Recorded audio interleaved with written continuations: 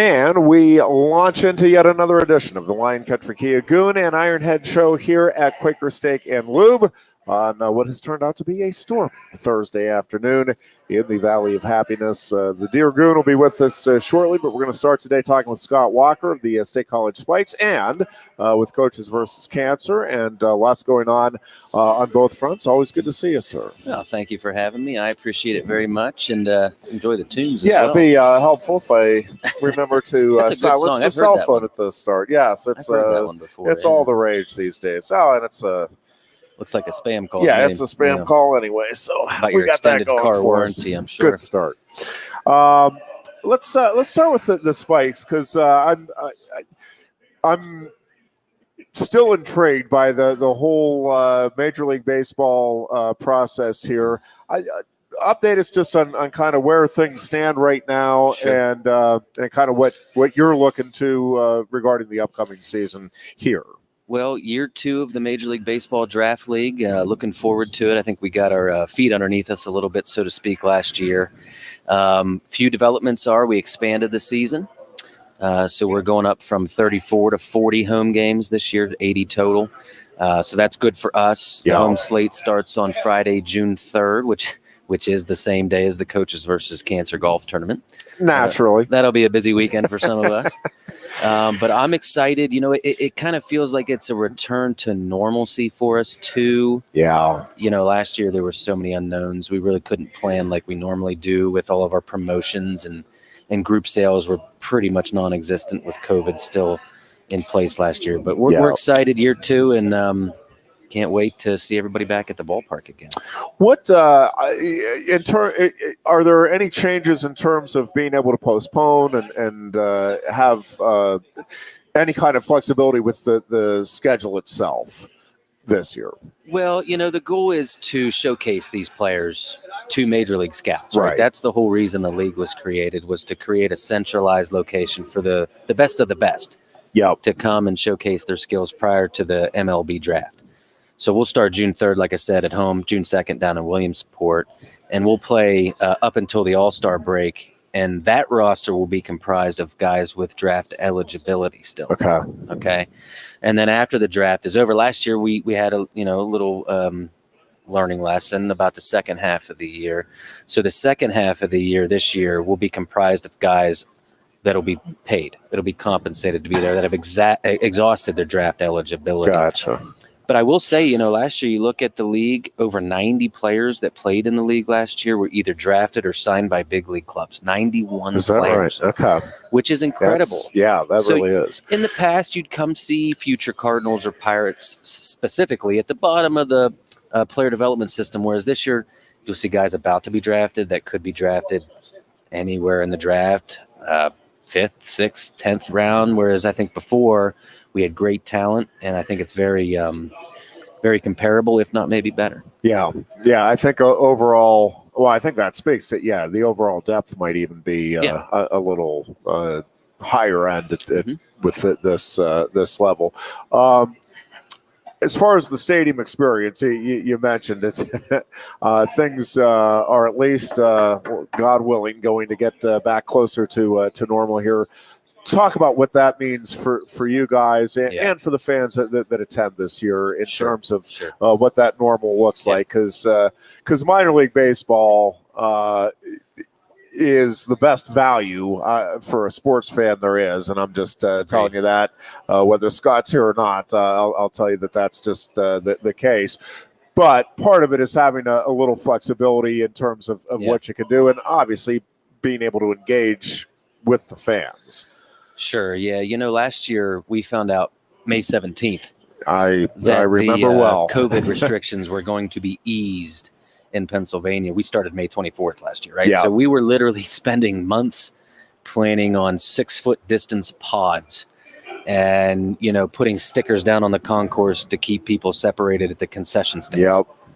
So we're not doing that this year, which means, and last year, you know, we didn't know what was going to happen, so we weren't planning like we normally would with bobbleheads or special guest appearances or all the crazy stuff we do. But we're back to that. Yeah. So I'm excited about everything we have going, not just fireworks nights, which are obviously fantastic, but bobbleheads, appearances, and so forth. So one of the ones I wanted to share with you, given who you are, Mr. Yes, sir. Ironhead. I'm always, I love the bobbleheads to begin with. So what pray tell do we have on tap this summer? So we already announced the Wally triplet bobble we're doing a month ago or so. Yeah, which is fantastic, by the way. It's really cool, and the fact is you'll get to be able to push a button on that bobblehead and it'll say "We Are." Yeah. How very cool is that? No, right? That's Wally Triplet's just a pretty tremendous special human stuff. being and trailblazer in his own right. Yep. But one we actually haven't announced yet. We're set to announce it next week. I think you'll like it. One of the 5 national champions, Sweet. Mr. RBY, I will be in the house, and we'll be doing a Roman Bravo Young bobblehead in August.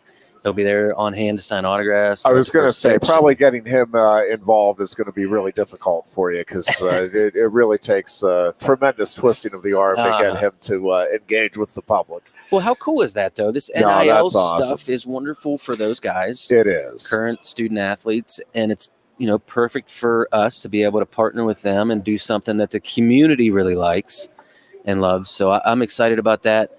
There's other stuff we're working on behind the scenes. We'll be hosting Fourth Fest at the ballpark again, looking at some music festivals this summer and fall. But another really important fact, the ballpark is about to undergo some major upgrades here soon over the next 1, 2, 3 years. And I'm excited about that. A new playing surface, new video board, new technology. So the ballpark, think about it. It's been 16 years now. Yeah, I have a hard. I know that's right, but it's crazy, isn't it? It still seems new, right? In the overall scheme of things, I guess. For those of us that are of my age, 80s kids, that it is. It is still a newer experience, but.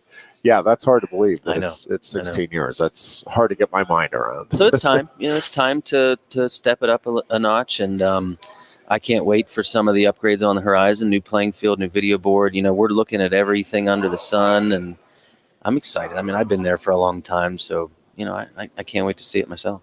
Yeah, it's interesting. When we were out in Nebraska, we were looking at some of the facilities there in the ballpark, and it's like, man, that's a really nice park. Reminds you of the stadium here, except not the view. And the view here is just, I'm telling you, you can't. No. And it is special. And I think especially, we start to take it for granted when you live in town. But I love when we have cousins or just visitors, friends coming in from out of town. It's like, what can we do? Let's go up to the ball field here. We have a minor league baseball team here. Let's go check it out. And every time that happens, they look at us like, this is pretty awesome. Not so bad, yeah. You mentioned it, but on a summer night when the moon rises over Mount Nittany, watching a ball game. Yep, it does not get better. What are we looking at as far as concessions and sure? Some I have some friends that like to partake in adult beverage or two when they go up. So if you can give us an update just for them, I look out for my friends. Understood.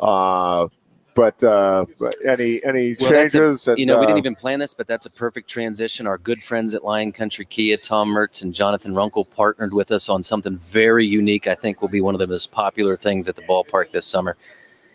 It'll be a souvenir beer bat cup. Now we're talking. And we're talking about a bat-shaped vessel that will hold 24 ounces of chilled adult beverage. I think some of my friends are going to be excited about this. They may need to get one at that first opportunity. I'm telling you, this will be the most talked about thing at the ballpark this summer. I can't wait to see folks carrying around. I'm going to have a couple of them for now. I will say we're going to call them deer bats, not beer bats.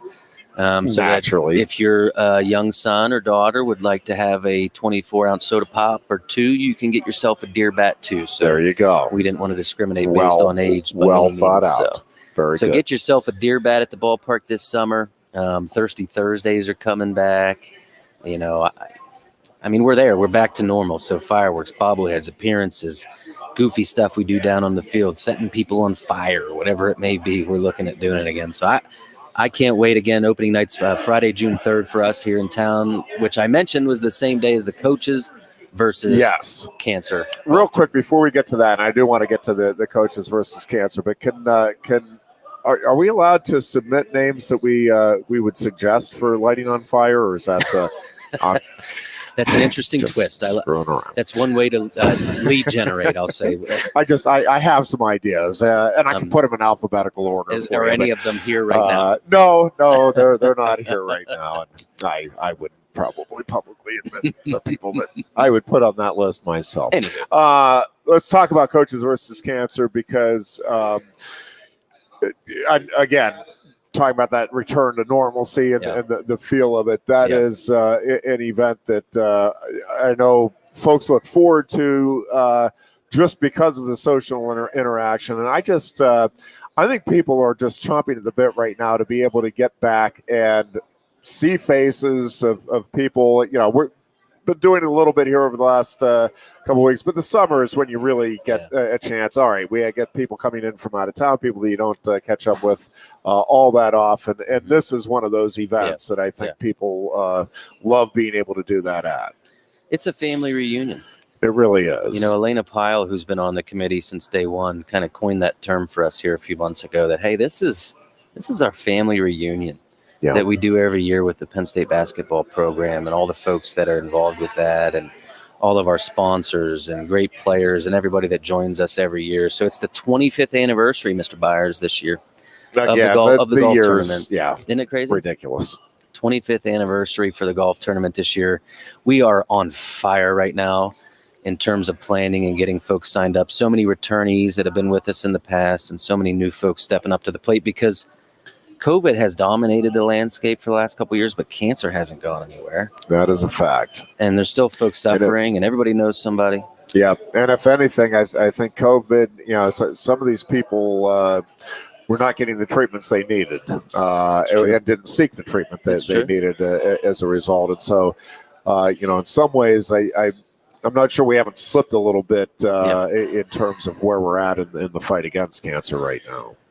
Well, a stat I heard that really opened my eyes from the American Cancer Society office was they estimated that COVID impacted cancer funding and research and everything you can do, and it set it back by 10 years.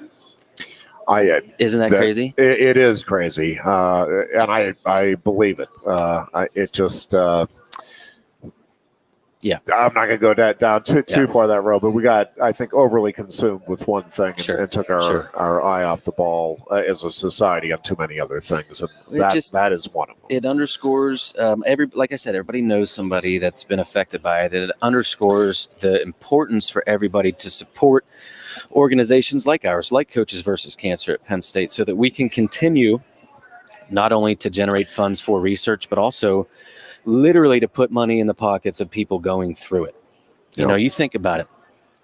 If you could imagine somebody or yourself being diagnosed with cancer, what next? Who's going to take me to my treatments? Am I still going to be able to work? How do I get to and from? How do I pay the bills if I can't work? That's what a lot of this money does, and it does it for people locally right here in our center region. Yep. Yeah, how do you take care of the kids? How do you get that? Yeah, you don't think about that. No, it is. It's... and that is something that consumes you. You don't have a choice. It consumes you. And there's a lot of, I think people think of some of the things that, obviously you're going to be impacted by it, but all of the different ways. And, some of them can be pretty subtle, but pretty devastating in terms of just turning the life upside down. And it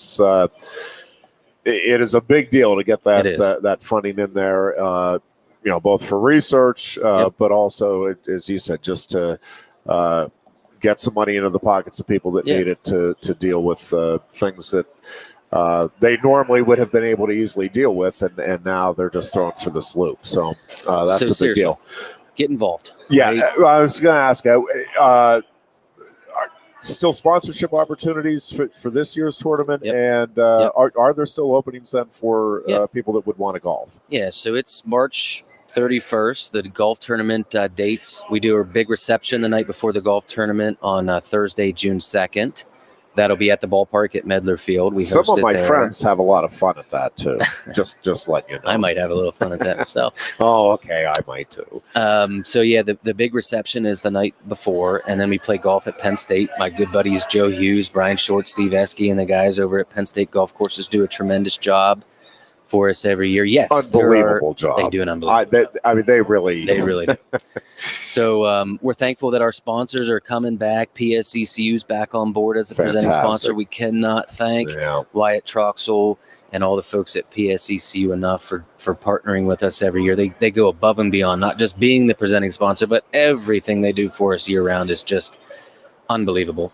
There are still foursome opportunities. We actually play with fivesomes. You get your own foursome together, and then you play with a former Nittany Lion legend, whether it be a former basketball player, football player, notable name, Big Ten announcer, whoever it may be. Yeah, some people get stuck with wrestling announcers. It's an unfortunate circumstance, but it has happened to some unfortunate folks in the past. Well, no, but we're super excited. 25th anniversary. We're off to an extremely hot start. Sign up your team. Go to cvcpennstate.org is a one-stop shop where you can get all the information on the golf tournament, and not only the golf tournament, all the events we do year-round. Are you still cvcpennstate.org? Are you looking for volunteers? There are people that don't golf but would like to be involved. We'll figure out a spot for whoever's interested, whether it be volunteering, joining the committee, going out and soliciting for donations or sponsorships, or signing up your team for a foursome. My buddy Corey Stalker, for example, last night texted me about 10:30 at night or whatever it was and said, "Hey, did you sign me up for a foursome?" And I said, "I don't think we officially had done that quite yet, but can we?" Yeah. And, he's a great local partner, and that's just one of many. I see Jonathan Runkle walking across the room now. He's going to sponsor our hole-in-one contests and sign up a team. There's so many great organizations, Center Concrete, HRI, PSCCU. I mean, I can't name them all, but there's so many great folks, not only sponsors, committee members, golfers, volunteers. I mean, Dave Baker, what he does with lining up all these folks to come and work the golf tournament all day long. I mean, it's unbelievable the group we have and what we've done. We're over $3.5 million raised total in the history of CVC Penn State for the ACS office, American Cancer Society office. Over $2 million of that alone. Yeah, it's from the golf tournament. Is that crazy. Right? Yeah, it is. It's amazing. Where can people go again to get involved? Sure. cvcpennstate.org, cvcpennstate.org for the golf tournament. Going back to the spikes real quick, statecollegespikes.com, or call myself, Joe Putnam, Dan Petrozola, Matt Neary, Rob DeLusa, Abrielle Clark, Kyler Albert, all of our folks in the office, John Foreman, and we'd love to help you out and see you at the ballpark this summer. Always fun. Always good to see you, my man. Thank you, sir. Thanks for all you do for the community as well. I'll take a break here. When we come back, the Dear Goon will join us. We'll talk some Final Four, and you never know what other kind of trouble we may get into as we continue with the Lion Country Kia Goon and Ironhead show from Quaker Steak and Lube here in State College right after this.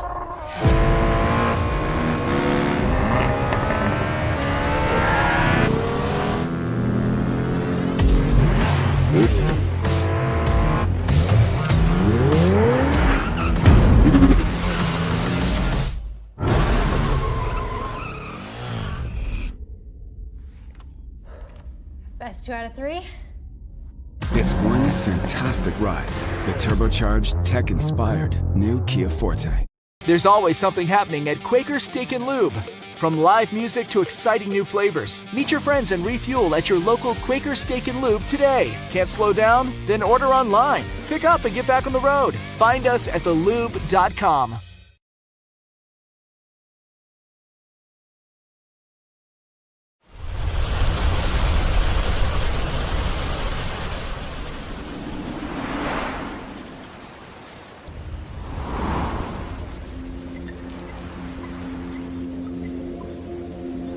Still can't believe we designed and built a boat. Well, actually, this kayak was designed centuries ago by people who knew a lot about water. Though, cedar was my idea, but I guess we did it together. I hope the thing floats. Those builders didn't talk about floating, Dad. They said the person is the boat, and the boat is the water.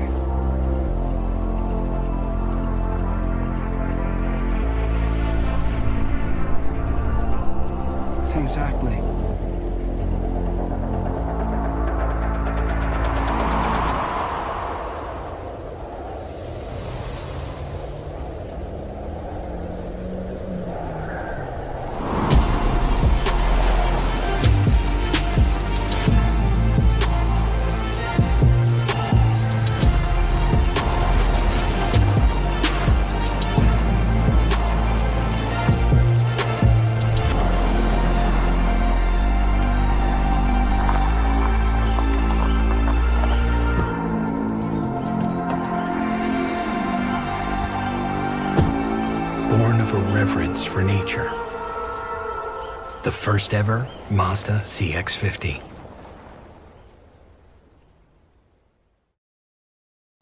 And we welcome you back into the Lion Country Kia Goon and Ironhead show as the rain continues to come down at a pretty remarkable pace. If anybody's outside. east of us, duck.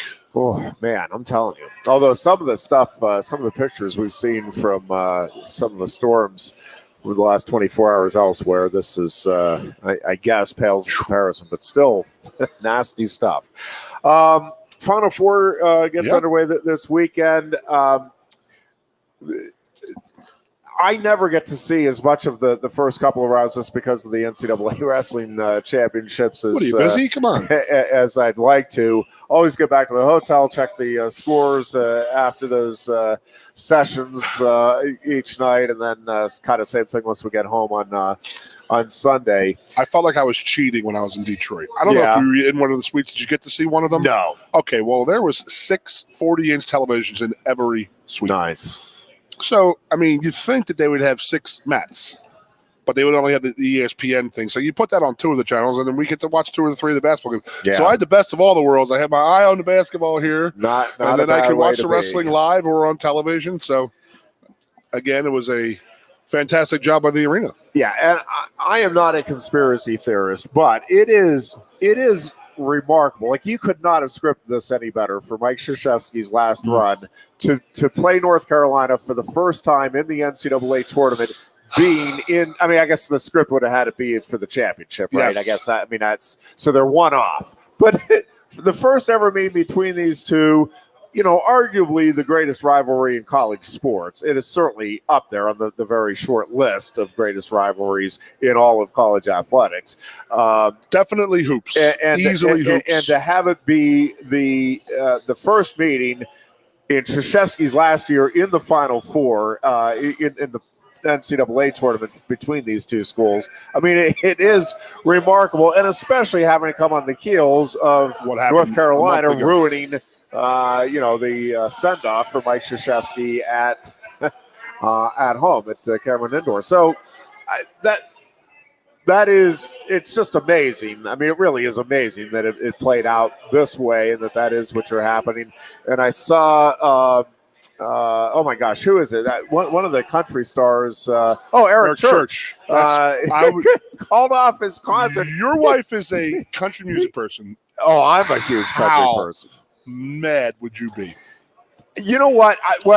So it's all in perspective, right? Like, because we've had Kenny Chesney concert tickets for Pittsburgh for the last 2 years, and both shows obviously got postponed because of COVID. So we are going this year, and so. I don't know. Maybe the perspective has changed, and yes, if Chesney, if there was some big sports event that weekend, and he's like, "Hey, I'm postponing again," and I haven't seen. I don't know when the makeup date is. Right, so he is going to make it up. Church. Okay, I'm sure he's making it okay. up. I mean, I guess I'm not now, sure. some people but were just like sure. complaining about it. What if you traveled and you're coming from a distance? No, your airfare and your hotel's already. Yep. But I get if and he is a diehard Tar Heels fan. I mean, I get. Listen, you're in a position where you're able to do it. Call it off. I get it, but it points to just how big of a deal this is for. And I think it's a big deal just in.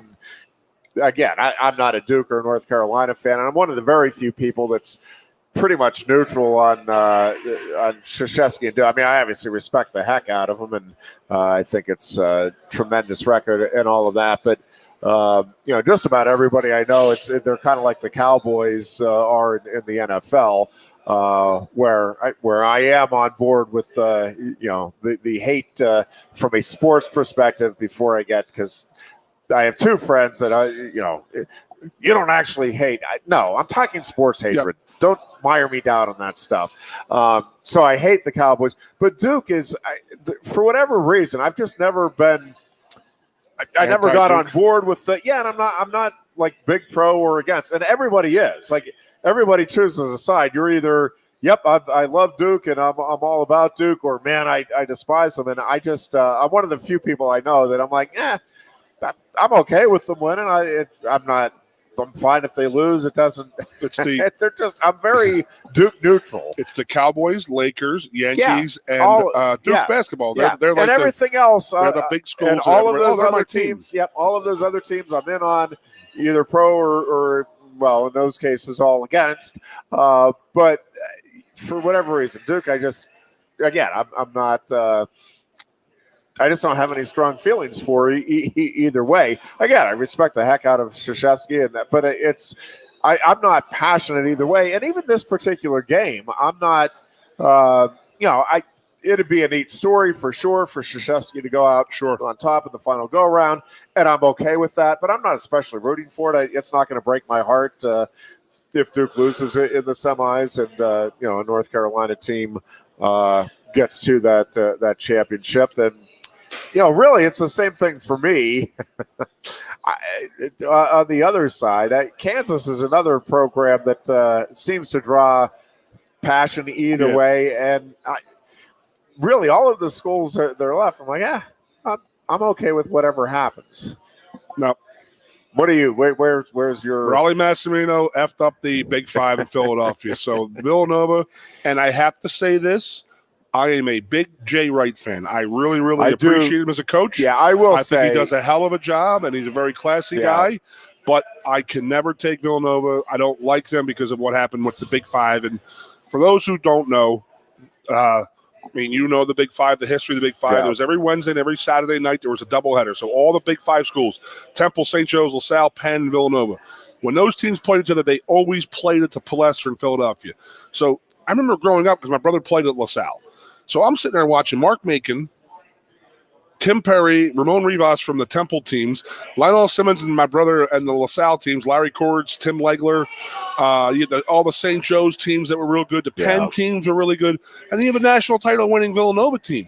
So at any given time, I could be watching, and you get two of those games on a Wednesday night and then a Saturday afternoon, and it was the greatest thing in the world.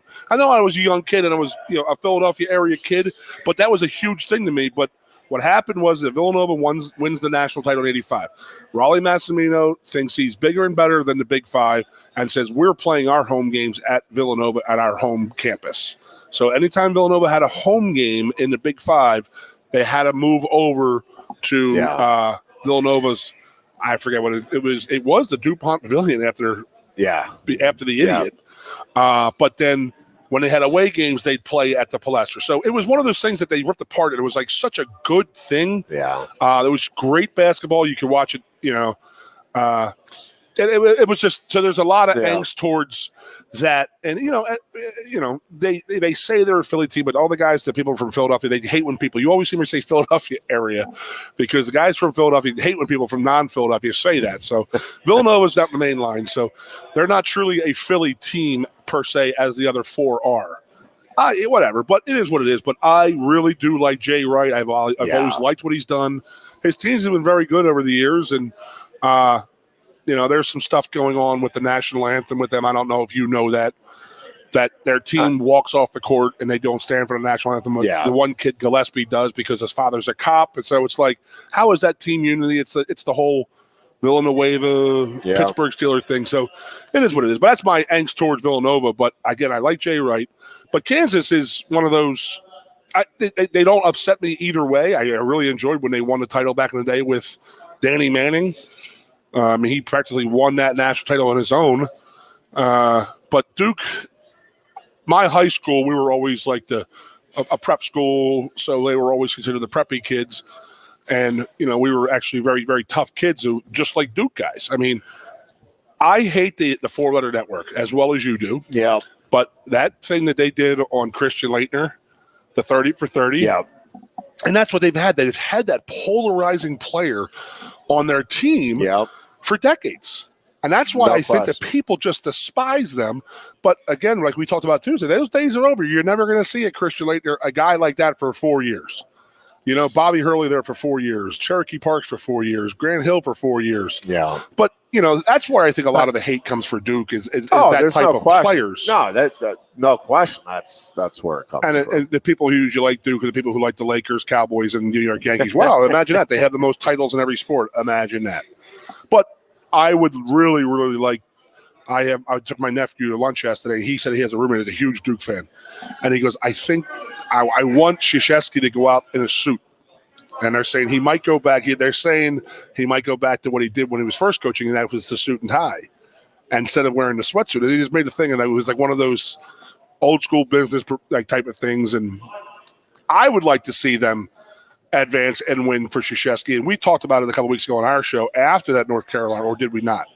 That some of us were talking amongst my like old teammates and saying this is the send off that Joe should have gotten. Oh yeah, yeah. You know what I mean? With how they had sure. that, like, you know, it was a big thing, a big production on a Saturday night or a Friday, and everybody in the country watching. It was the right send off for Mike Krzyzewski. Guy gave a lot to his university, but a lot towards college basketball, doing much like Joe did for Penn State football. Yeah. And I remember talking to some of my friends and some of my coaches, and they said this is exactly the way Joe should have gone out. Yep. And it upset me. You know, so I would like to see Mike Krzyzewski win it. I don't know if Villanova. I mean, they have a very short bench to begin with. They only play 6 to 7 guys, and they lost their second best player. Yeah. And I don't know if you would. Did you watch the game? I not all of it. You could tell. I mean, you could tell. You don't have to be a former athlete to tell when a guy knows that he's done. I mean, they're showing a video of him 5 minutes after the injury, and there's no doctors messing with him, and he's crying. That means they've already told him, like, hey, you know, you can't hide from a torn Achilles. Yeah.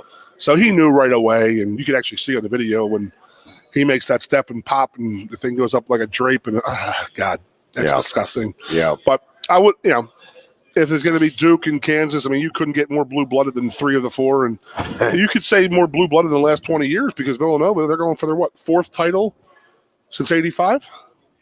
Yeah. Jay Wright's won 2. Raleigh won 1. Raleigh, who we don't talk about. So, you know, and I've always enjoyed the tournament. It was a great tournament. And, you know, I feel like you're working out in Detroit. I'm sitting there, you know, got my eyes on the basketball games, and so I got a little inside looking at all that, watching those games. But I do thoroughly enjoy it. I mean, I grew up playing basketball and football, and I would like to see who would I like to see win? It would be Mike Krzyzewski and Duke.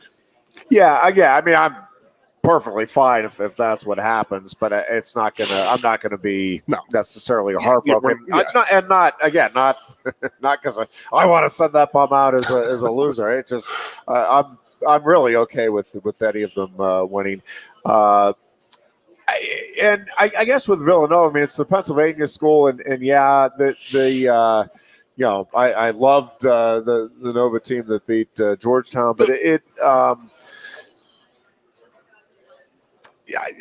one of those where I guess it's just because of the fact that they've won 3 in the last, whatever it is, 20 years. It's like, well, I'm probably at the end of the day, if you press me down, I just should see Villanova win it out of the 4. But again, it's not.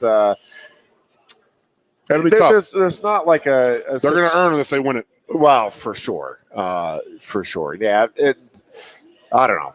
We'll see how it plays out. I do think it's going to be a couple of great games in the semifinals, and you know, I think that championship game has a chance to be pretty special as well when it's all said and done. Watching that Krzyzewski thing a couple of years ago, and they were going through the years of highlights of the Carolina Duke games, and that looked like it was awesome watching some of those old games, and you know, guys' noses shattering on the court, guys get punched and knocked around, and and then you know, UNC is a national product.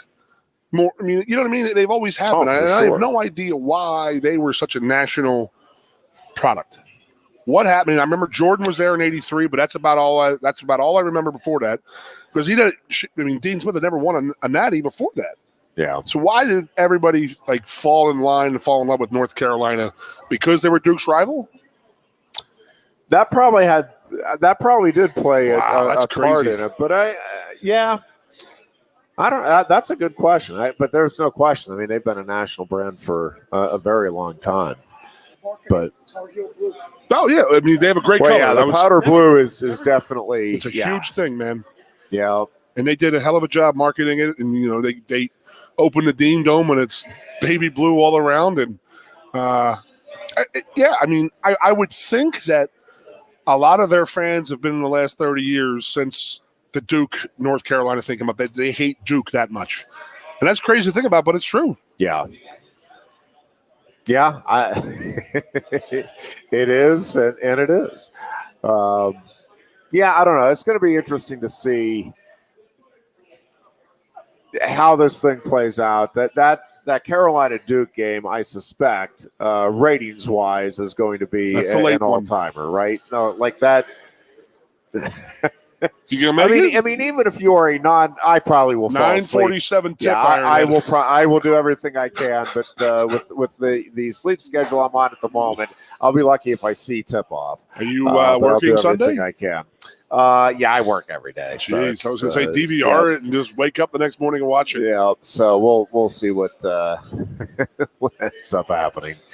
But I'll bet ratings wise that is an all-timer. I mean, you just walk around. I mean, came in here earlier and had lunch, and everybody's talking about it right now. Well, yeah, that's a big thing. So I mean, there's other things that go on, and people don't talk about it, but it seems to be the big buzz around everywhere right now. So, I got to ask you this question.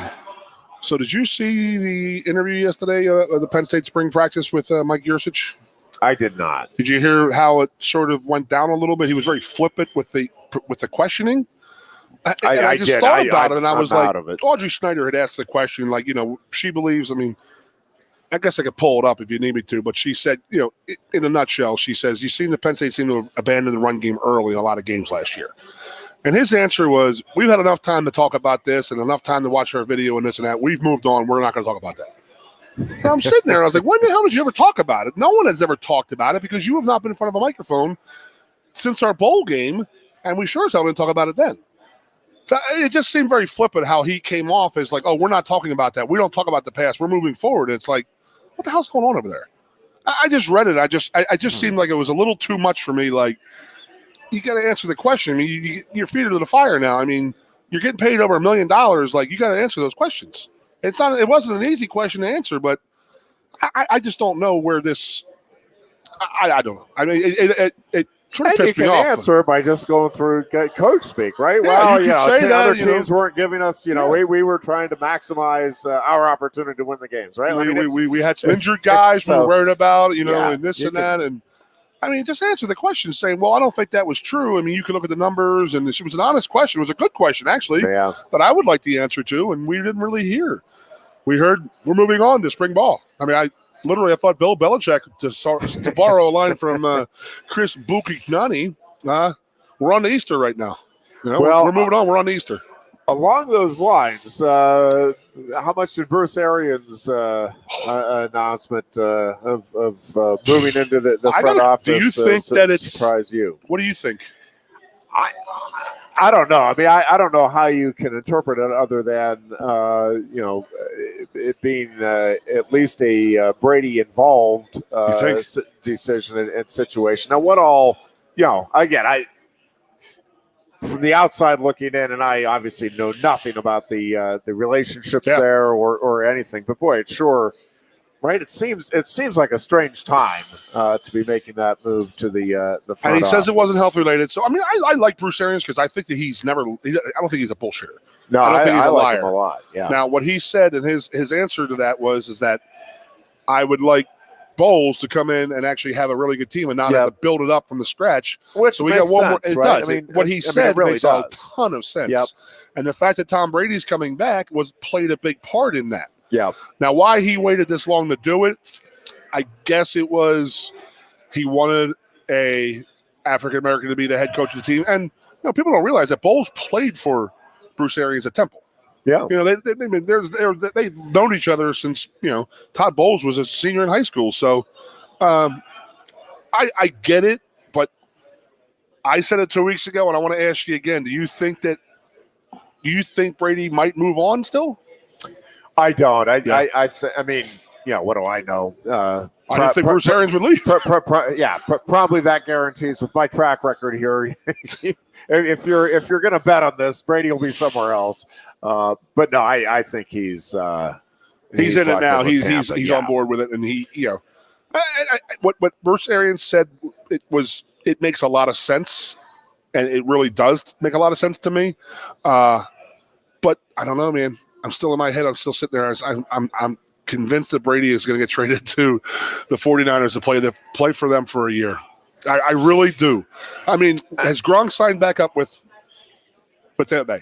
I don't think right? I don't think as of yet. So he's not locked in, and that's when he's going to bring his guys in. So when Gronk comes in, that's when I'll say, okay, Brady is staying. That's just my opinion. Whether that be going to Miami or going to the 49ers and playing for his hometown team. Yeah. No, I mean, it would not be shocking to me. So we were talking about Miami before the show here. We were having lunch. Yeah. Has anything come out about the Miami Dolphins owner, Stephen Ross? Remember we brought this up? It was somebody had tweeted out that he was trying to pay Raheem. Was it Morris? Raheem? No. Who's the coach of the Dolphins who just got fired? Brian Flores. That he was trying to say, Flores, every game you lose, I'll give you $200,000. Right. Remember that? Yeah. Okay. Now, somebody tweeted out months ago, though, when this came out before his lawsuit, and says, Stephen Ross owns a sports book. He owns a casino, and he owns a sports book. Is that not insider trading? You're trying to... If that's... So we haven't talked about this. I don't think... Yeah. I haven't. But if he owns a piece of a casino, and then he would go out and do that, is that not, finagling with the sports book? I mean, if you're paying your coach to lose a game, whether he gambled on it or not, he should not be doing that type of stuff. Well, he shouldn't be doing. Sure. He shouldn't be telling a coach to lose games or anything.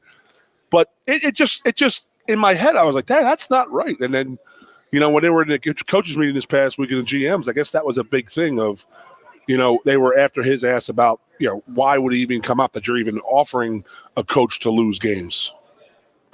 It is. It's just, I just thought about it during lunch, and we were just talking about it. So it'd be interesting to see if anything or something comes out of that, because it got pushed away pretty quick. Yeah, and the whole Flores thing is still lingering here for the league. I watched a little bit of Roger Goodell's press conference. Was that yesterday? Within the last couple of days, anyway. Yeah.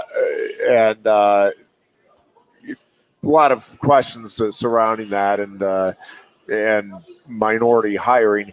I will say I am not a fan, and I've listened to some of the criticism from those on the right, and I think it is the right criticism where if you are forcing hirings based on race, like that's what everybody was fighting against for decades. That being said, so I am definitively against that. I don't think that's the right remedy. That being said, I don't know what the right remedy is, because the Rooney Rule, I think, well-intentioned. And I think it had some impact, but it has not had the impact clearly that I think anybody was looking for out of it. And it is, I don't know that it's racism per se. I don't know that it's necessarily, but I don't know that it isn't either. That it is bordering on inexplicable other than racism, right? That we're not having more minorities in these key positions as owners, as general managers, as head coaches, right?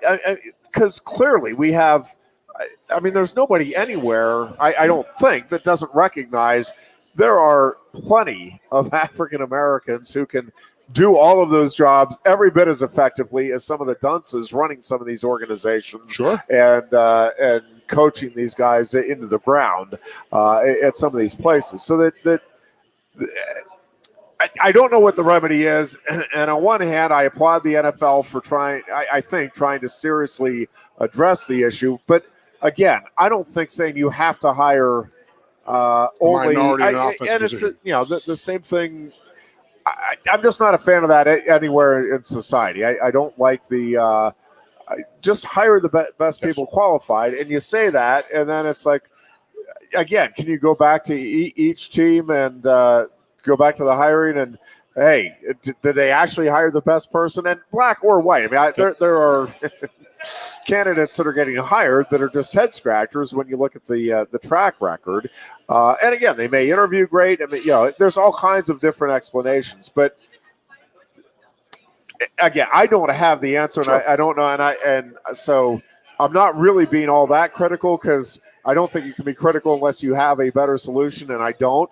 But something does have to change. There needs to be more minority representation in the ownership groups, for sure, and in the general managers' offices and front offices, and as head coaches. And it's just that needs to happen. And again, I'm not in favor of okay, we have to have this percentage of, or if you're hiring these 3 jobs, you have to. One of them has to be. I don't like that. I do not want that. But my God.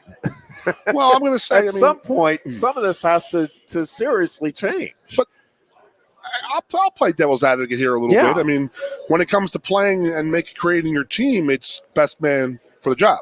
But now we're going to change that when it comes to ownership and coaching and stuff like that.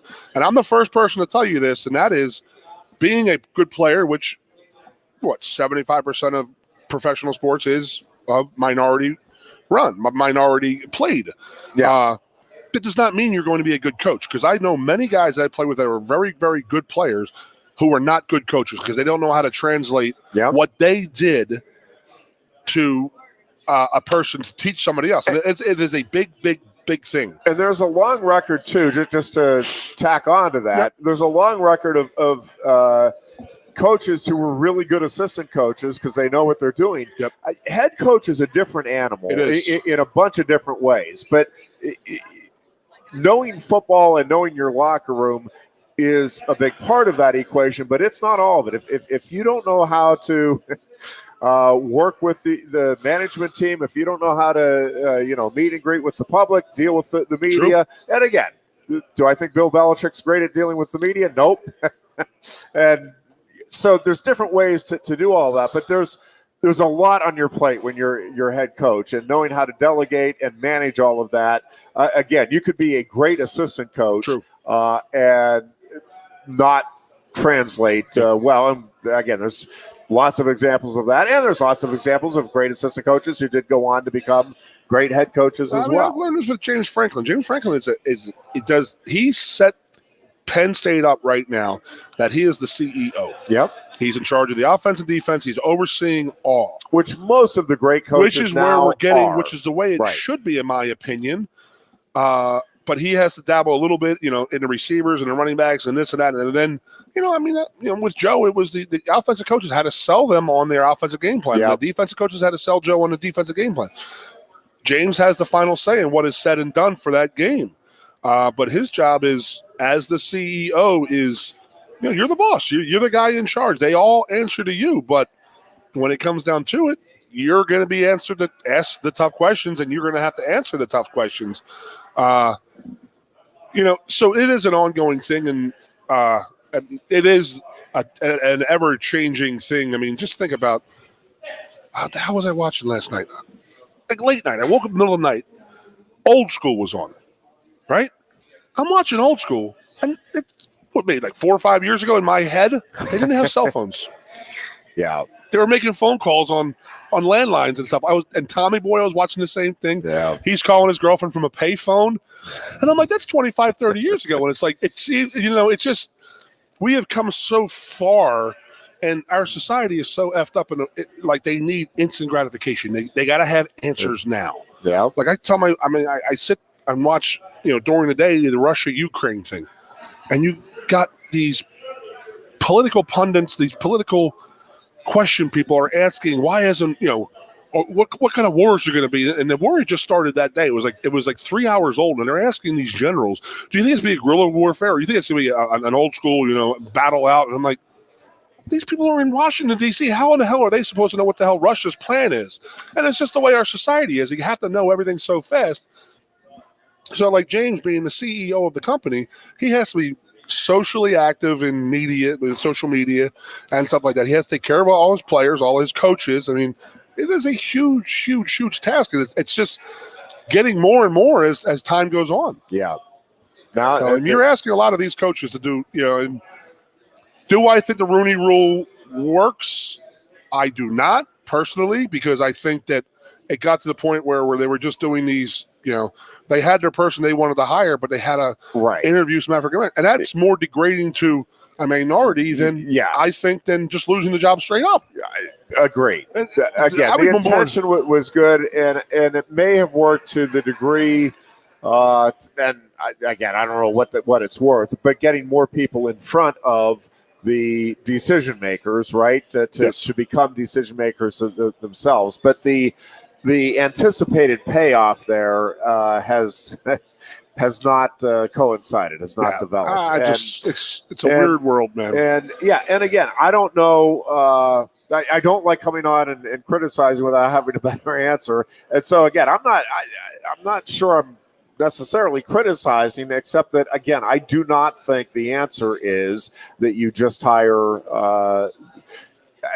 And it's not because I don't think Do I think there are 10 African Americans qualified to be in all? Absolutely, I certainly do, but I don't think having race or gender or any of the like be the starting point for you must hire this, and then let's see if you can find somebody competent. And again, do I think you can find somebody competent in all of those realms?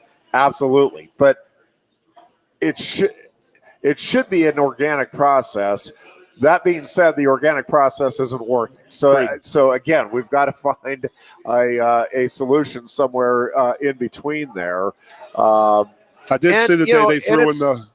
It's also one of those things, Goon, too, where I mean, you can be of the mindset that we really want to hire an African American, and then somebody comes in and blows your socks off with the interview, and you start looking at their track record. It's like, and you start to fall in love with the guy, and it's like, well, man, these 3 African Americans are great, but this is the guy that I think we want. You can't. I don't think you should have to tell that person that nope, we can't hire you because we absolutely had our heart set on right. But the fact that at no point are we getting an African American being the guy that you say, hey, that's the guy that's blowing our socks off. That doesn't make sense. Yeah, see, to me, just case in point, Boots, you could jump in here with me right now, but Byron Leftwich had the Jacksonville Jaguars job. And I even forget who the hell they hired. Doug Peterson. Okay, how the hell did Doug Peterson go in there? Unless Leftwich has gone in there and just was an absolutely horrendous interview. Or went in there and said, I want complete control. I want to be the GM and this and that. Unless he did something like that, I don't know how it happened. But now, maybe we didn't hear a big stick about it because Doug Peterson's a Super Bowl winning coach for the Philadelphia Eagles. I'm just going to let you know that. I don't know if you knew that. Did he win a Super Bowl? He won a Super Bowl. I'll be darned. Yep. Huh.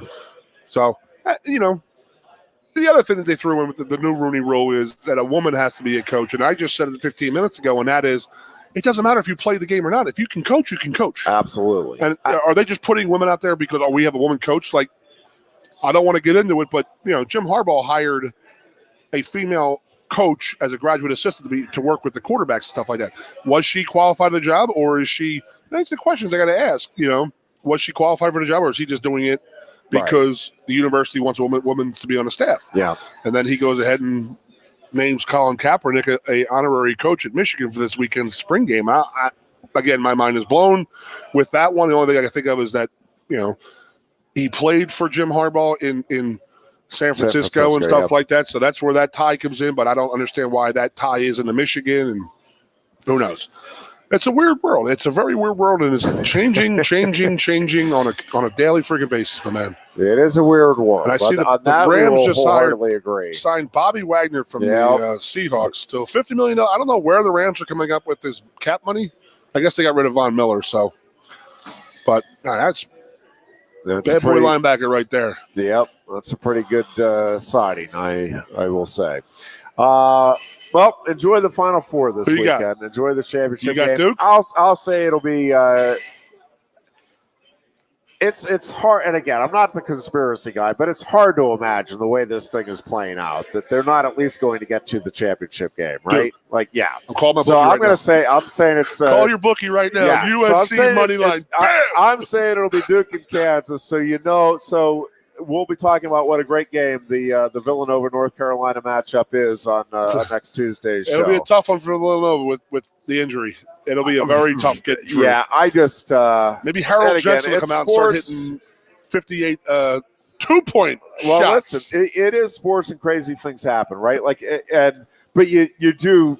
It feels like Villanova is just going to have one of those nights where they can't miss, right? Like they've done it in the past. Like I mean, it's certainly possible. Get it, but they should not win that game. Agreed. Not now. I mean, so we'll see. Should be fun. We'll talk about it on Tuesday. And that's going to wrap up today's show. Enjoy your weekend off, Jeff. Yeah, until Tuesday. Yeah. Be good and be safe. Woo.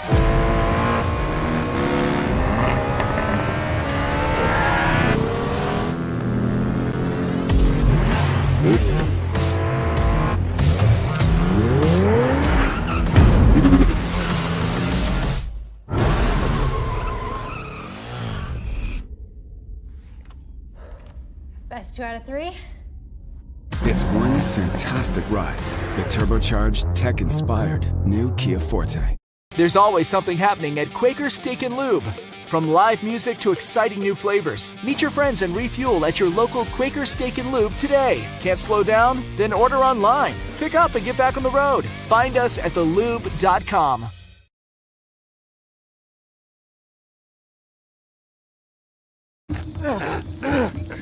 You know, we humans have come a long way on our journey. Our first language wasn't exactly, a language. Medium well, thank you. Our first vehicles weren't the fastest. Can you, Faster. Hey, boys, punch it! Our first maps weren't that accurate. And you know, fellas, the world is actually, you have a ball. Our first phones weren't smart. Text mom winky face emoji.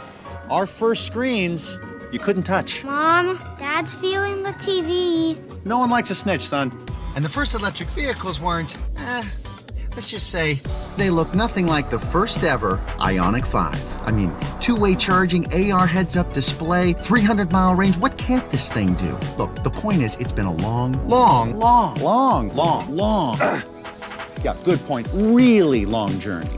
But worth it. Your journey at its most evolved, the fully electric Hyundai Ioniq 5.